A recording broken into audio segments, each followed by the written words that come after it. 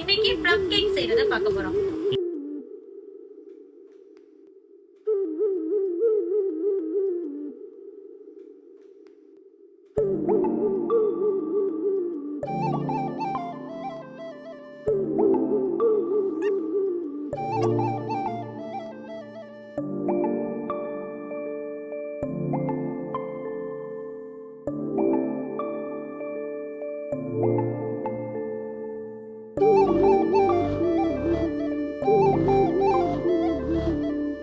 Try ஃப்ரூட்ஸ்லாம் நம்ம ஏன் ஊற வைக்கிறோம் அப்படின்னா, ஊற வைக்கும் போது தான் அதோட டேஸ்ட் இன்னும் நல்லா நம்மளுக்கு கிடைக்கும்.